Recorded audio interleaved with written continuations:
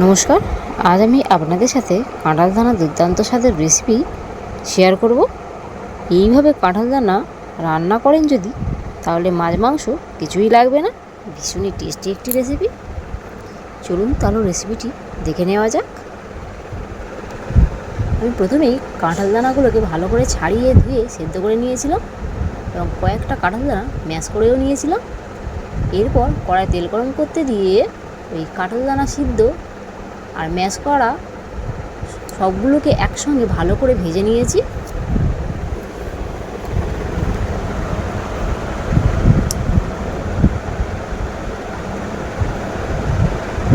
এবার ভাজা হয়ে গেলে তুলে নিলাম। এরপর আমি গোটা গরম মশলা, শুকনো লঙ্কা আর একটা তেজপাতা ফোড়নে দিয়ে দিলাম।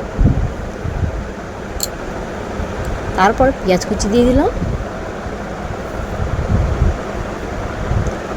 এরপর পেঁয়াজটাকে একটু ভেজে নেব।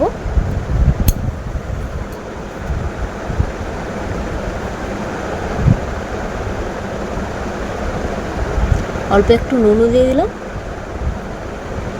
যাতে পেঁয়াজটা তাড়াতাড়ি নরম হয়ে যায়।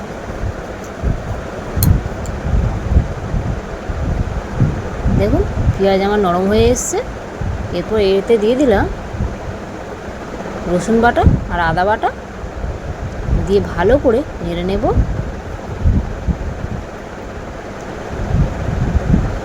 এরপর দিয়ে দিলাম টমেটো কুচি, দিয়ে তার উপরে একটু নুন ছড়িয়ে দিলাম যাতে টমেটোটা তাড়াতাড়ি নরম হয়ে যায়।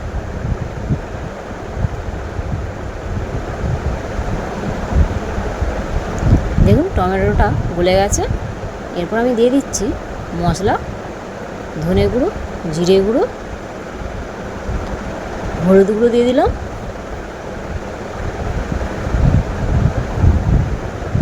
এরপর মশলাটাকে কষিয়ে নিয়ে তার মধ্যে ভেজে রাখা আলুগুলো দিয়ে দিচ্ছি।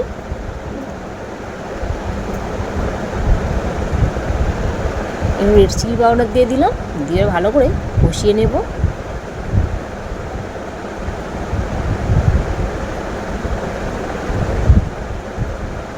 কষানো হয়ে গেলে যে কাঁঠাল দানাগুলোকে ভেজে রেখেছিলাম সেগুলো দিয়ে দিলাম, দিয়ে এবারে আমি ভালো করে কষিয়ে নেব।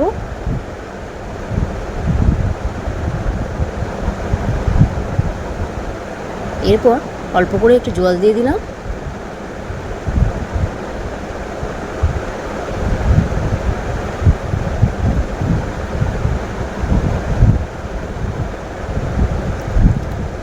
দিয়ে আমি একবার ভালো করে নেড়ে নিচ্ছি। ঢাকা দিয়ে রাখবো। একবার ঢাকা খুলে দেখে নিচ্ছি। এরপর গরম মশলাগুলো দিয়ে দিলাম, দিয়ে এবার ভালো করে নেড়ে চেড়ে নিয়ে 1 চামচ ঘি দিয়ে দিলাম।